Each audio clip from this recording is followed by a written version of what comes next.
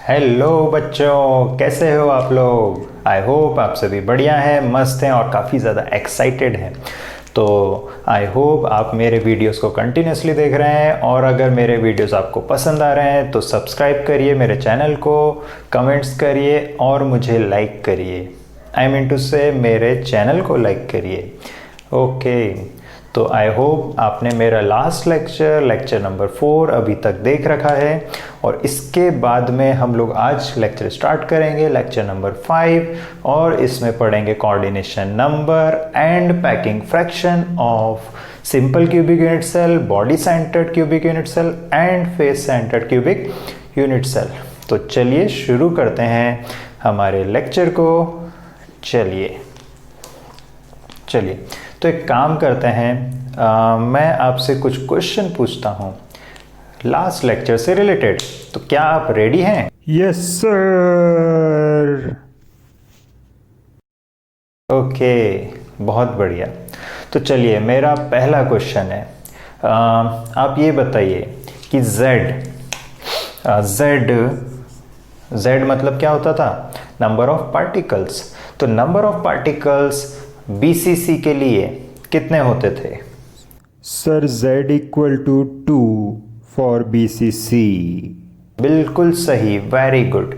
चलिए नेक्स्ट आप बताइए, Z for hexagonal unit cell.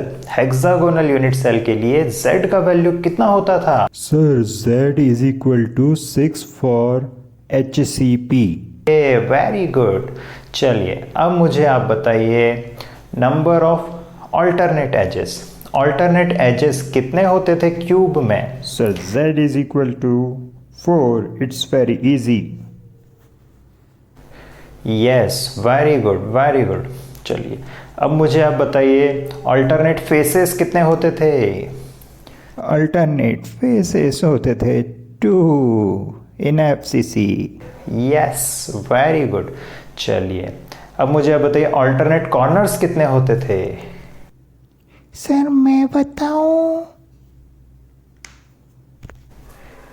Yes, बताइए। सर अल्टरनेट कॉर्नर 4 होते थे। यस, बिल्कुल सही। चलिए अब मुझे आप बताइए कॉर्नर पर किसी भी पार्टिकल का कंट्रीब्यूशन कितना होता है?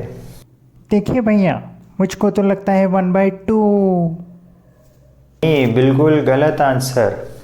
मित्रों, मुझे तो लगता है 1/8। बिल्कुल सही answer, very good very good. चलिए तो आगे बढ़ते हैं हमारी packing fraction.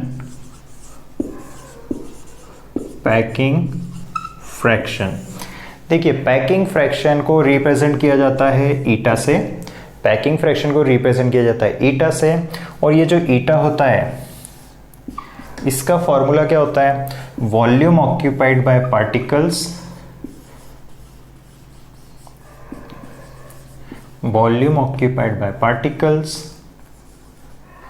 Upon volume of unit cell. ठीक है, देख सकते हो volume occupied by particles upon volume of unit cell. अब देखो एक पार्टिकल, अगर हम मान लें हमारा पार्टिकल कैसा है, स्फेयर, ठीक है, तो यहाँ पर इसका रेडियस है r, तो वॉल्यूम कितना हो जाएगा? वॉल्यूम ऑफ वन पार्टिकल क्या हो जाएगा?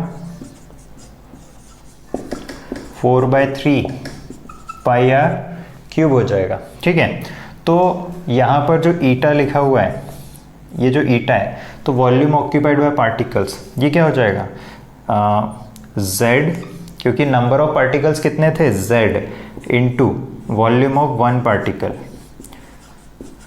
यूनिटरी मेथड लगा दिया, upon volume of unit cell. अब क्यूब का वॉल्यूम क्या होता है? A cube. ठीक है, हम जो यहाँ पर यूनिट सेल की बात कर रहे हैं वो कौन सा यूनिट सेल है? Cubic unit cell. तो क्यूब का वॉल्यूम कितना होता है? A cube. ठीक है, तो ये हमारे पास में एक जनरल फार्मूला आ गया। ठीक है, ये आपका एक जनरल फार्मूला आ गया for cubic unit cell.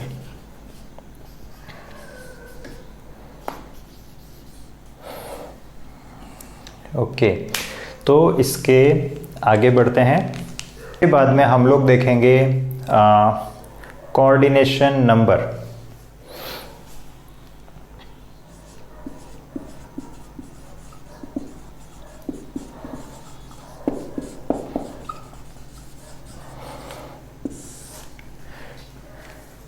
Coordination number का मतलब क्या होता है?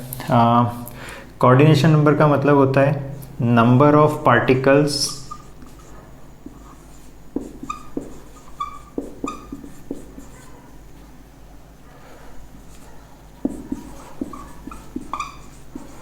टच्ड बाय ए, ठीक है, कोई भी पार्टिकल कितने दूसरे पार्टिकल्स को टच कर रहा है, ये क्या होता है? Coordination number. ठीक है, जैसे यहां पर मैं अगर ये बनाऊं, ठीक है, इस तरह से ये मोशन, इस तरह से पार्टिकल्स इस तरह से रीअरेंज हो रहे हैं, इस तरह से पार्टिकल्स का अरेंजमेंट है ना। तो यहाँ पर कोई भी पार्टिकल अगर आप देखते हो तो कितने पार्टिकल से टच हो रहा है? जैसे अगर मैंने इसको देखा तो ये इन दोनों पार्टिकल से टच हो रहा है। अब यहाँ पर भी इसी टाइप से कंटिन्यूस अरेंजमेंट है, ठीक है, ऐसा नहीं है कि इसके पास में यहाँ पे कोई पार्टिकल नहीं है, यहाँ पर भी है, बट मैंने अभी आपको कुछ पार्टिकल्स दिखाए हैं। तो मैं अगर इस बीच वाले पार्टिकल को देख लूँ तो ये पार्टिकल कितने पार्टिकल्स को टच कर रहा है? 2 पार्टिकल्स को। तो यहाँ पर कोऑर्डिनेशन नंबर कितना हो जाएगा? 2। ठीक है, एक और एग्जाम्पल देखते हैं। जैसे अगर इस टाइप का अरेंजमेंट है,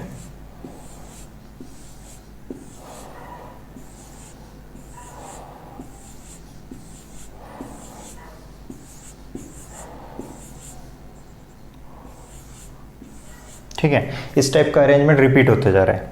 तो यहाँ पर भी मैं चेक करना चाहता हूँ कि कोऑर्डिनेशन नंबर कितना है। कोऑर्डिनेशन नंबर को शॉर्ट में मैं CN लिखूंगा, ठीक है। तो यहाँ पर आप बताओ मुझे, कोई भी पार्टिकल कितने पार्टिकल्स को टच कर रहा है? तो यहाँ पर अगर मैं किसी भी एक बीच वाले पार्टिकल को देख लेता हूँ, मान लो मेरा फोकस इस पर है, तो ये वाला पार्टिकल कौन कौन से पार्टिकल्स को टच कर रहा है?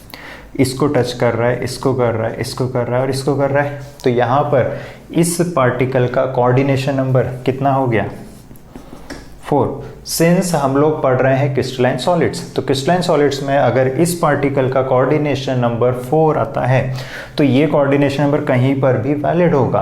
अब इसको आप नहीं देखोगे क्योंकि इसके आगे भी ऐसा मोशन रिपीट होते जा रहा है, ठीक है। तो हम किसी ऐसे पार्टिकल को देख लेंगे जहां पर उसके अराउंड सारे पार्टिकल्स हमको दिखाई दे रहे हैं, ठीक है। तो ये आई होप कोऑर्डिनेशन नंबर यहां तक आपको क्लियर हो गया है। चलिए, इसके बाद में हम लोग कैलकुलेट करेंगे रिलेशन बिटवीन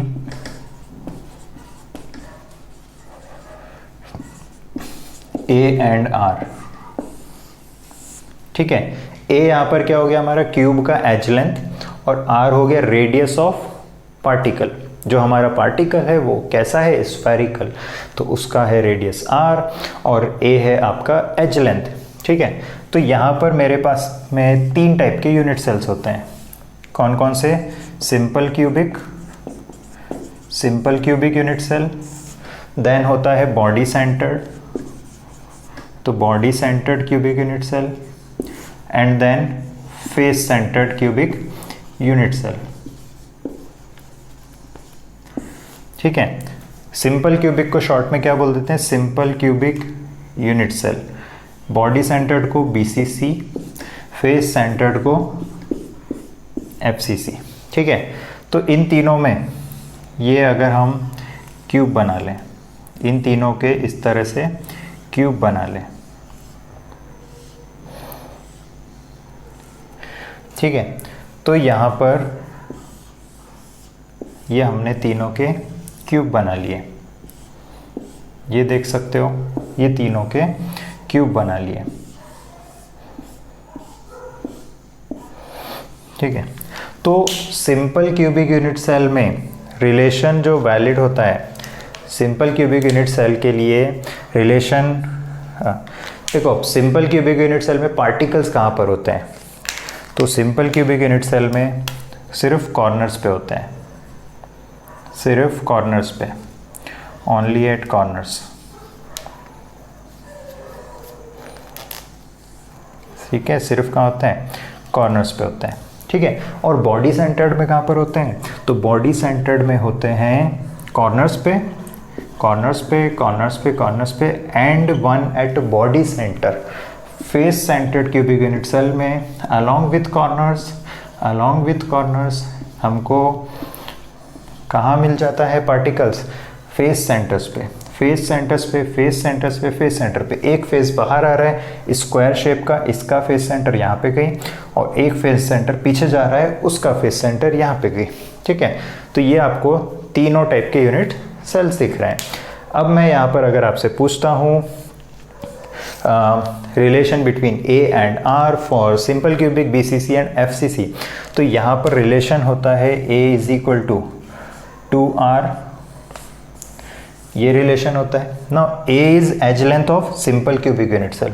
बॉडी सेंटर्ड में रिलेशन होता है √3a is equal to 4r। Body centred में रिलेशन होता है √3 इज इक्वल टू 4r, और फेस सेंटर्ड में रिलेशन होता है √2a is equal to 4r। Now ये रिलेशन कैसे आए इसको हम अभी पढ़ेंगे, लेकिन उससे पहले ये जान लेते हैं कि बॉडी सेंटर्ड पे क्या हो रहा है। बॉडी सेंटर्ड पर ये जो बॉडी सेंटर वाला पार्टिकल है, उससे पहले जान लेते हैं कि यहाँ पर पार्टिकल्स का अरेंजमेंट किस टाइप से है। यहाँ पर पार्टिकल्स का अरेंजमेंट किस टाइप से है, इससे पहले हम लोग जान लेते हैं कि यहाँ पर पार्टिकल्स का अरेंजमेंट किस टाइप से है। तो देखते हैं यहाँ पर ये जो कॉर्नर वाले पार्टिकल्स हैं, कॉर्नर वाले पार्टिकल्स हैं, ये एक दूसरे को टच कर रहे हैं। यहाँ पर ये कॉर्नर वाले पार्टिकल्स एक दूसरे को टच कर रहे हैं। इसको अभी फिर से देखेंगे। बीसीसी में बॉडी सेंटर वाला पार्टिकल इन 8 कॉर्नर वाले पार्टिकल्स को टच कर रहा होगा, और एफसीसी में ये फेस सेंटर वाला पार्टिकल इन चारों पार्टिकल्स को टच कर रहा है, ठीक है। तो वन बाय वन ये रिलेशंस को हम लोग डेराइव कर लेते हैं for SCC, BCC and FCC. तो चलिए शुरू करते हैं। ओके, तो देखते हैं ये हमारा एक सिंपल क्यूबिक यूनिट सेल है। ये हमारा एक सिंपल क्यूबिक यूनिट सेल है। सिंपल क्यूबिक यूनिट सेल में पार्टिकल्स कहाँ पर होते थे? कॉर्नर पे। तो ये कॉर्नर पे पार्टिकल्स हैं, देख सकते हो यहाँ पे, ये कॉर्नर पे पार्टिकल्स हैं, ठीक है। और यहाँ पर मैंने क्या बोला, ये कॉर्नर वाले पार्टिकल्स एक दूसरे को टच कर रहे हैं, ठीक है। अगर ये मैंने एक वाइड व्यू दिखा दिया, ये एक सिंगल यूनिट सेल है ना, ये हमारे पास में एक 1 यूनिट सेल है। अब मैं यहाँ पर काफ़ी सारे यूनिट सेल दिखा रहा हूँ, क्योंकि क्रिस्टल में हमारे पास में काफ़ी सारे यूनिट सेल्स होते हैं। तो जैसे मैंने यहाँ पर 4 यूनिट सेल दिखाए हैं, 4 यूनिट सेल बोर्ड के पीछे जा रहे हैं, 4 यूनिट सेल बोर्ड के आगे आ रहे होंगे। यहाँ से हमारा व्यू काफ़ी ज़्यादा क्लियर होगा। तो देखते हैं, देखिए ये एक पार्टिकल है जो बोर्ड के देखिए ये पार्टिकल्स कॉर्नर्स पे होते हैं, यहाँ पे ये कॉर्नर्स पे होते हैं, कॉर्नर पे होते हैं, कॉर्नर पे इस टाइप से।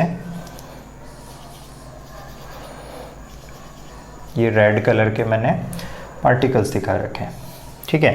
ये 4 यूनिट सेल बोर्ड के अंदर हैं, 4 यूनिट सेल बोर्ड के बाहर हैं। मेरा फोकस लेट्स से मैं इस पार्टिकल पे कर लेता हूँ,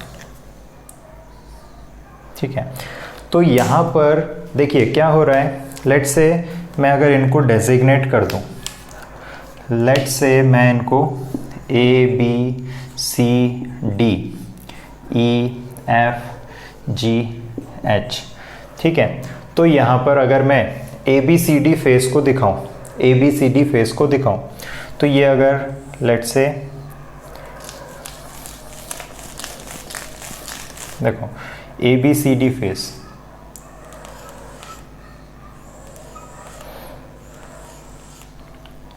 ठीक है। तो यहाँ पर ये पॉइंट है A, ये पॉइंट है B, ये पॉइंट है C, ये पॉइंट है D। तो अगर मैं AB को देखूं तो AB यहाँ पर क्या है? अगर मैं यहाँ पर AB को देखूं तो AB यहाँ पर क्या है? A। और AB का ये रिलेशन देख सकते हो, A और ये R और ये भी R। तो A इज इक्वल टू कितना आ गया? 2R, है ना। हमारा रिलेशन क्या आ गया? A is equal to 2R। ठीक है। तो इसके बाद में मैं आपको कोऑर्डिनेशन नंबर फाइंड करके दिखाता हूँ। Coordination number of simple cubic unit cell देखते हैं। कोऑर्डिनेशन नंबर पता करने के लिए मेरा फोकस लेट से मैं इस पार्टिकल को देख लेता हूँ, ये वाला पार्टिकल, इसको मैंने देखा। तो देखो कोऑर्डिनेशन नंबर का मतलब क्या होता है, कितने पार्टिकल्स ये पार्टिकल टच कर रहा है। ठीक है, ये पार्टिकल कितने पार्टिकल्स को टच कर रहा है, ये क्या होता है आपका कोऑर्डिनेशन नंबर। अब देखो ये पार्टिकल इस पार्टिकल को टच कर रहा है, ठीक है, तो मैं टिक करते जाता हूँ। तो ये पार्टिकल इसको टच कर रहा है, अपने एज के राइट वाले पार्टिकल, ये लेफ्ट वाले को भी टच कर रहा है, फिर ये ऊपर वाले को भी टच कर रहा है, ये अपने नीचे वाले पार्टिकल को भी टच कर रहा है, फिर पीछे वाले को भी टच कर रहा है, और एक आगे भी आ रहा होगा, मतलब यहाँ पे कहीं आगे आ रहा होगा। ठीक है, बोर्ड से आगे आ रहा होगा एक पार्टिकल। तो देखो कितने हो गए, ये पार्टिकल राइट में और लेफ्ट में मतलब 2, ऊपर और नीचे मतलब 2 more, and behind the board and inwards and outwards. तो कितने हो गए, 6 हो गए। देखो लेफ्ट और राइट 2, ऊपर और नीचे 2 more, and inwards and outwards 2 more, total कितने हो गए 6। तो coordination number of simple cubic unit cell कितना आता है 6। Coordination number of simple cubic unit cell कितना आता है 6 आता है। ठीक है,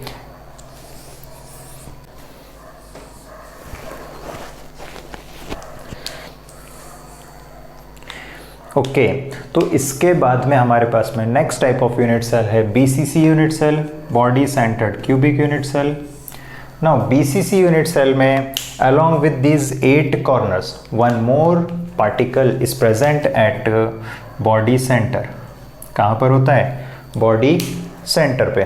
ठीक है, नाउ यहाँ पर अगर हम देखें तो बॉडी सेंटर वाला पार्टिकल ये कॉर्नर के 8 पार्टिकल्स को टच कर रहा है। यहाँ पर बॉडी सेंटर वाला पार्टिकल 8 पार्टिकल्स को टच कर रहा है। ठीक है, यहाँ पर ए पोजीशन और बी पोजीशन वाला पार्टिकल एक दूसरे को टच नहीं करता है।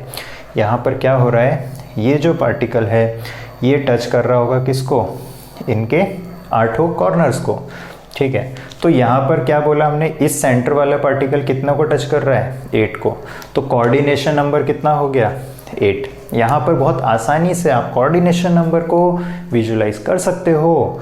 तो बॉडी सेंटर वाला पार्टिकल 8 पार्टिकल्स एट कॉर्नर्स को टच कर रहा है, तो यहाँ पर कोऑर्डिनेशन नंबर मिलता है हमको 8।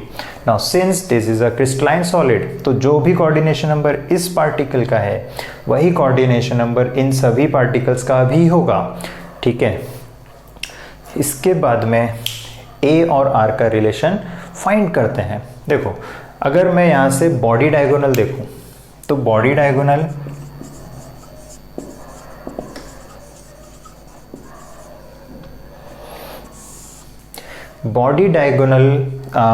इसका अगर हम डालें तो ए पॉइंट से अगर मैं डालना चाहता हूँ तो बॉडी डायगोनल्स कौन कौन से हैं, ए से अगर मैं डालता हूँ तो बॉडी डायगोनल कौन सा बनेगा, अपोजिट फेस का अपोजिट कॉर्नर। तो ए कहाँ पर ज्वाइन करेंगे हम, अगर मैंने ए एफ ज्वाइन करा तो वो तो क्या बनेगा, फेस डायगोनल। तो ए से जी को ज्वाइन करेंगे। ठीक है, तो ए जी। फिर अगर मैं देखूं तो बी से कौन सा होगा, तो बी से होगा एच, तो बी एच। सी से कौन सा होगा, ई, तो सी ई। और डी से कौन सा होगा, एफ, तो ये हो गया डी एफ। तो ये यहाँ पर कितने बॉडी डायगोनल्स होते हैं, 4 बॉडी डायगोनल्स होते हैं किसी भी क्यूब में। अब मैं किसी एक बॉडी डायगोनल को यहाँ पे रिप्रेजेंट कर देता हूँ।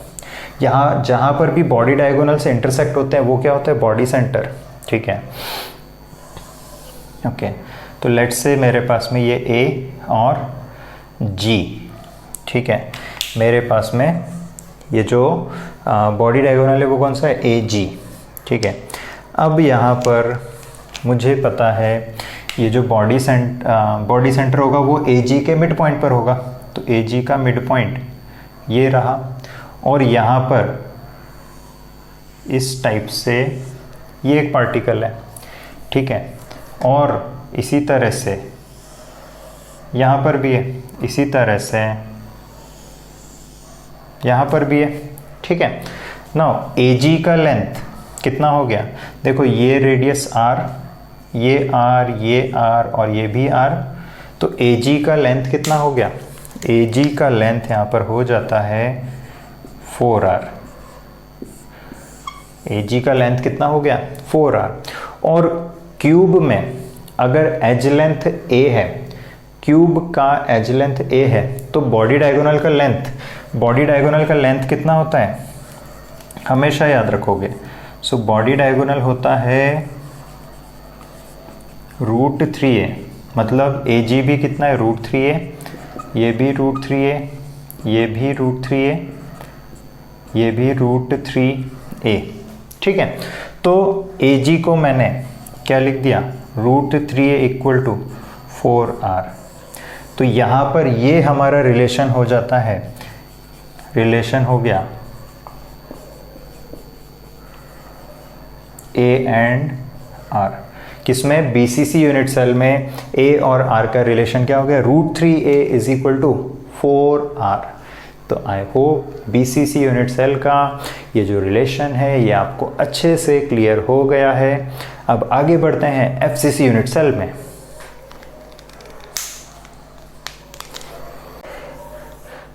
चलिए बच्चों, तो शुरू करते हैं FCC यूनिट सेल।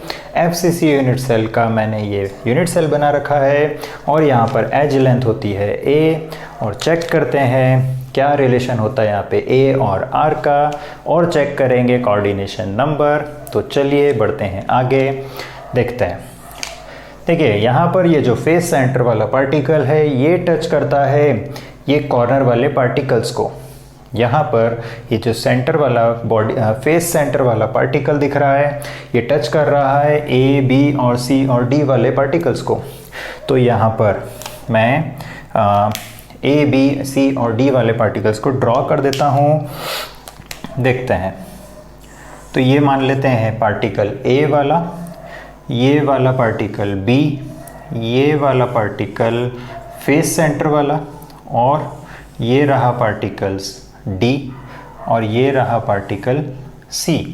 तो देख सकते हो ये रहा A, ये रहा B, B के पास में C और यहाँ पर D। तो ABCD हमको मिल जाता है एक स्क्वायर शेप्ड का फेस। देख सकते हो बहुत आसानी से समझ में आ रहा है। तो यहाँ पर ये जो फेस सेंटर वाला पार्टिकल है, अगर मैं यहाँ पर AB का लेंथ देखता हूँ तो ये होता है A, BC का लेंथ होता है A, तो ये जो लेंथ आएगा AC, तो AC का लेंथ कितना होगा, देखो ये हो गया रेडियस R, ये हो गया रेडियस R और ये डायामीटर है तो ये R और यहाँ पर भी R मतलब 2R। तो टोटल AC का लेंथ कितना आता है, AC का लेंथ हमको मिल जाता है कितना 4R। AC का लेंथ कितना मिल जाता है 4R। नाउ AC हमारा स्क्वायर का डायगोनल है, ABCD एक स्क्वायर है और स्क्वायर का डायगोनल क्या होता है √2a। अगर स्क्वायर के साइड है A तो उसका डायगोनल होता है √2a। तो √2a मैं लिख सकता हूँ किसको, AC को। तो AC का वैल्यू यहाँ पर पुट कर देते हैं और ये कितना आ गया 4R। तो यहाँ से हमको मिल जाता है हमारा रिलेशन √2a = 4R। ठीक है, तो आई होप आपको ये क्लियर हो चुका है। अब अगर हम देखते हैं दो पार्टिकल अगर एक दूसरे को टच करते हैं, जैसे अगर ये दो पार्टिकल एक दूसरे को टच करते हैं तो इनके सेंटर का बीच का डिस्टेंस कितना होगा, R एंड R 2R। तो अगर if two particles touches each other, अगर दो पार्टिकल एक दूसरे को टच करते हैं तो उनके बीच में डिस्टेंस क्या होता है, देयर डिस्टेंस इज 2R। उनका डिस्टेंस कितना होता है 2 2r। बहुत अच्छे से इसको याद रखना, ये इंपॉर्टेंट पॉइंट है। तो देखो यहाँ से 2r का वैल्यू कितना आ जाएगा, अगर 4r हमको पता है √2a, तो इसको 2 से डिवाइड कर दो दोनों साइड में, तो 2r आ जाएगा। तो 2r का वैल्यू यहाँ से कितना आ गया, 2 से डिवाइड कर दो, तो 2r आता है FCC के लिए √2a/2। ये कौन सा यूनिट सेल है, FCC। ठीक है, सो वेरी गुड, बहुत अच्छा, आपको समझ में आ रहा है। चलो अब आगे बढ़ते हैं यहाँ पर। ओके दोस्तों, तो अब मैं आपको एक इम्पॉर्टेंट पॉइंट बताने वाला हूँ, तो दिल थाम के बैठिए और ध्यान से सुनिए। देखते हैं, देखिए ये जो पार्टिकल है ABCD का फेस सेंटर, ये मैंने कहा था A, B, C और D वाले पार्टिकल को टच करता है। अब मैं आपको एक और बात बोलने जा रहा हूँ, बहुत ही ध्यान से सुनिए, बहुत ज़्यादा ध्यान से। ये जो पार्टिकल है फेस सेंटर वाला, ये अपने एडजेसेंट फेस ABCD का एडजेसेंट फेस कौन सा है ना, तो एडजेसेंट फेस कौन सा है इस ABCD फेस का, तो हमारा है BC। मैं अगर कहूँ adjacent face of ABCD face, तो ABCD फेस के एडजेसेंट फेस कौन कौन से हैं, तो देखते हैं R कौन कौन से हैं। देखो एक तो ये वाला, मतलब ADHE, फिर कौन सा है BCGF, और ये आगे जो बोर्ड से बाहर आ रहा है CDHG, और इसके पीछे वाला BFEA।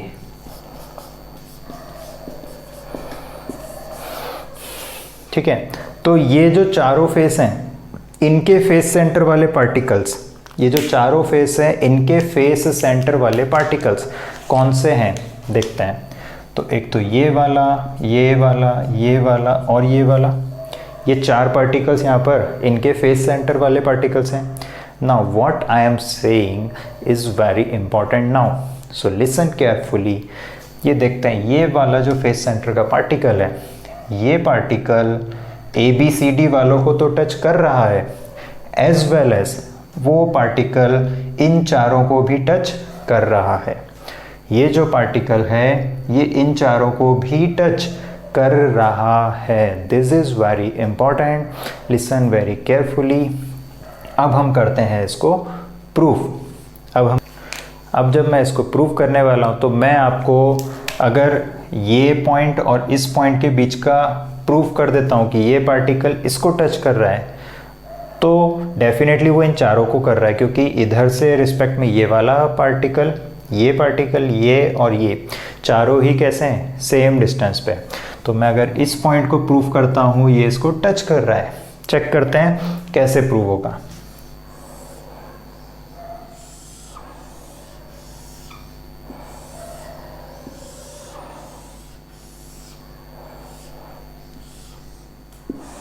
तो ये मैंने बना दिया है क्यूब। मेरा फोकस सिर्फ इन दोनों पॉइंट्स के बीच का डिस्टेंस कैलकुलेट करने पर है, तो मैं आपको फोकस कर रहा हूँ FCC यूनिट सेल के इन 2 फेस सेंटर्स के डिस्टेंस के बीच में। ये मुझे चेक करना है।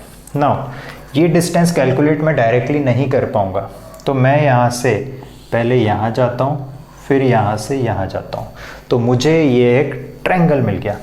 नाउ ये पूरा एज कितना है, A, तो ये वाला लेंथ कितना होगा, A/2। ये ट्रायंगल को मैं फिर से बना लेता हूँ।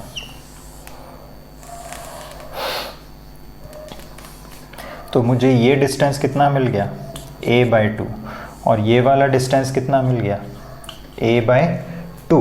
तो ये जो लेंथ है, ये जो डिस्टेंस है, ये कितना आ गया, पाइथागोरस थ्योरम लगा दो, तो A²/4, तो ये आ जाता है आपका A/2 बाहर आ जाएगा, और क्या बचेगा, √2, तो √2 A/2। ठीक है, अब इन दोनों पार्टिकल्स के बीच में डिस्टेंस कितना आ गया, √2 A/2, और थोड़ी देर पहले हम लोगों ने निकाला था FCC में 2r का वैल्यू कितना होता है, √2a/2। तो जब भी कोई दो पार्टिकल्स टच कर रहे होंगे तो उनके बीच का डिस्टेंस होगा √2a/2 जो कि पहले आया था और यहाँ पर भी आ रहा है। इसका मतलब ये दोनों पार्टिकल्स एक दूसरे को टच कर रहे होंगे। तो सिमिलरली ये पार्टिकल इसको भी टच कर रहा होगा, यहाँ पर इसको भी टच कर रहा होगा और इसको भी टच कर रहा होगा। ठीक है, अब मुझे कैलकुलेट करना है कोऑर्डिनेशन नंबर। तो कोऑर्डिनेशन नंबर कैलकुलेट करने के लिए हम किसी भी पॉइंट को देख सकते हैं। तो जैसे मैंने कहा ये वाले डॉट इसके रिस्पेक्ट में देखते हैं, तो ये वाला पार्टिकल किस किस को टच कर रहा है, 4 ये नीचे वाले, ये जो दिख रहे हैं 4 जिस पे मैंने ग्रीन कलर से टिक कर रखा है, और किसको टच कर रहा है देखते हैं, A वाला, B, C, D, इन चारों को भी टच कर रहा है। और इसी तरह एक यूनिट सेल ऊपर भी है, इसी तरह से एक यूनिट सेल ऊपर भी है, तो ये देख सकते हो ऊपर यूनिट सेल एक और। ठीक है, तो ऊपर वाले यूनिट सेल के भी तो 4 फेसेस हैं, तो इनको भी क्या कर रहा होगा, टच कर रहा होगा। तो ये जो ऊपर वाले 1, 2, 3 एंड 4, तो समझ में आया कि ये जो डॉट है ये इस प्लेन में 4 को टच कर रहा है, A, B, C और D वालों को, नीचे इन 4 को और ऊपर फिर से 4 को। तो coordination number FCC unit cell का कितना आया, 4। कोऑर्डिनेशन नंबर कितना आया, coordination number FCC unit cell का कितना आ रहा है, 12। ठीक है, तो यहाँ तक आई होप आपको क्लियर हो गया होगा।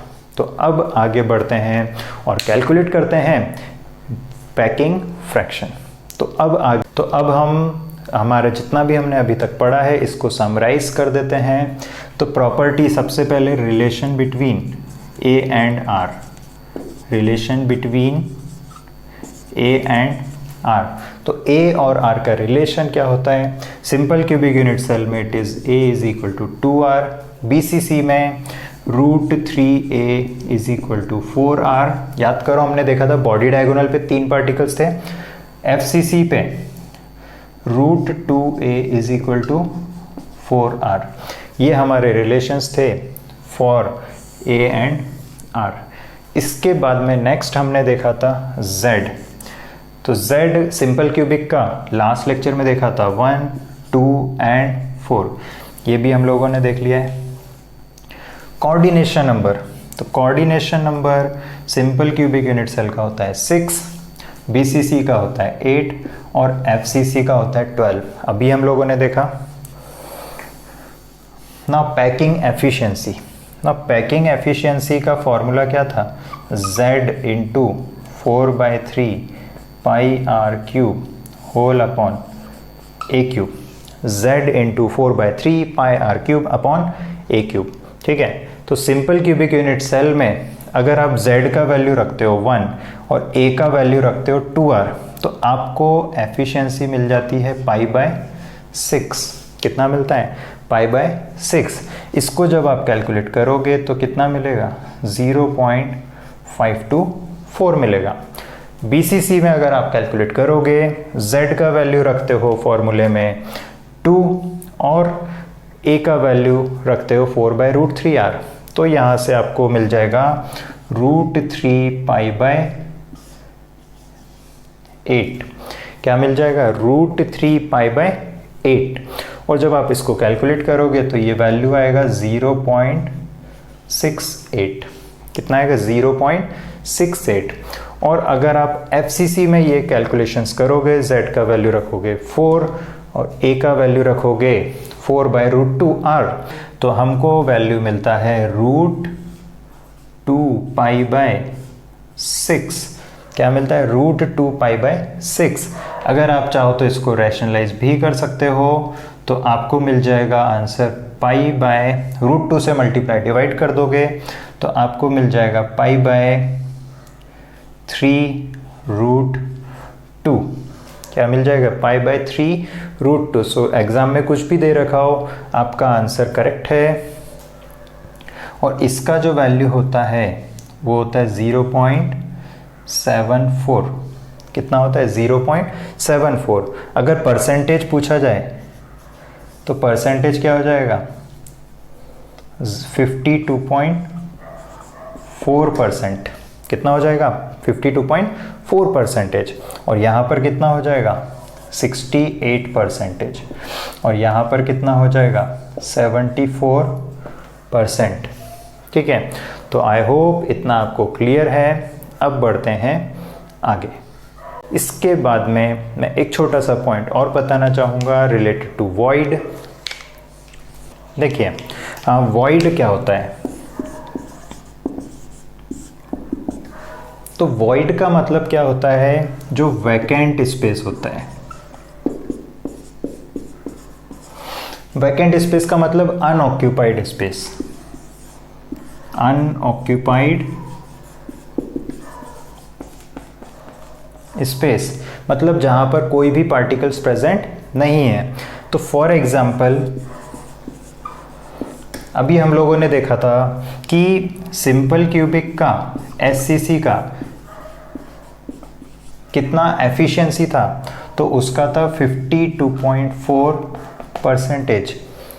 मतलब टोटल 100% में से 52.4% ऑक्यूपाई हो रहा है।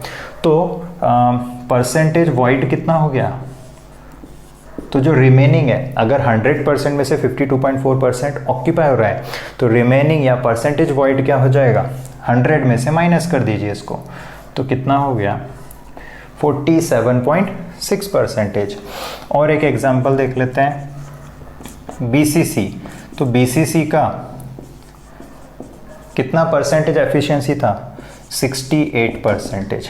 तो परसेंटेज वॉइड कितना होगा 100 में से माइनस कर दीजिए तो कितना होगा 32%। सिमिलरली FCC में परसेंटेज एफिशिएंसी कितना था 74%। तो उसका परसेंटेज वॉइड कितना हो जाएगा 26%।